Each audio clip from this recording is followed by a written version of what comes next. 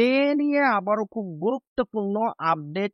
DA মামলায় আবারও হতাশা। নবান্নের পাল্লায় কি ভারী?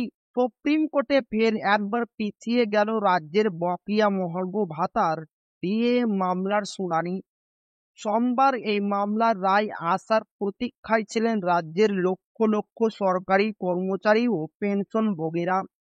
কিন্তু শেষ মুহূর্তে তাদের আশা আবারও অধরা রইল।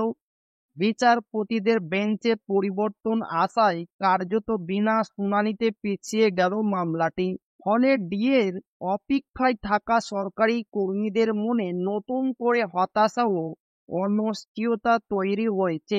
এই নিয়ে পরপর তিনবার শীর্ষ আদালতে ডিএ মামলার শুনানি পিছিয়ে গেল।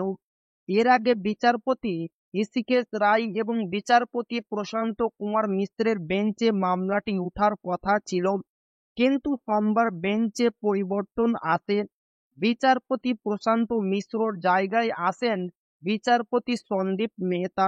মনে করা হচ্ছে নতুন বিচারপতি মামলার খুঁটিনাটি সম্পর্কে সম্পূর্ণ অবগত না থাকায় এই শুনানি পিছিয়ে দেওয়া হয়েছে। দীর্ঘদিন ধরে চলা এই ডিএ মামলায় এখন সুপ্রিম কোর্টে বিচারাধীন। এর আগে আদালত রাজ্য সরকারকে বকেয়া ডিএর 25% মিটিয়ে দেওয়ার নির্দেশ দিলেও রাজ্য সরকার তা পালন করেনি। ফলে সরকারি কর্মীরা আদালতের নির্দেশ অবমাননার অভিযোগ তুলে নতুন করে মামলা করেছেন। বারবার শুনানি পিছিয়ে যাওয়ায় প্রশ্ন উঠেছে, তাহলে কি এই মামলার জট সহসা কাটবে না? আর এক সপ্তাহের নতুন অপেক্ষা শেষে কি সরকারি কর্মীদের ভাগ্যে সুরাহা মিলবে, নাকি হতাশার তালিকা আরো দীর্ঘ হবে?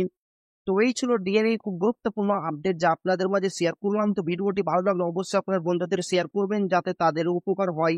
আর আপনি যদি এখনো আমাদের চ্যানেলকে সাবস্ক্রাইব না করে থাকেন তো অবশ্যই চ্যানেলকে সাবস্ক্রাইব করবেন এবং আমাদের পাশে থাকবেন। তো আবারও দেখা হবে ডিএ রিলেটেড খুব গুরুত্বপূর্ণ ভিডিওতে।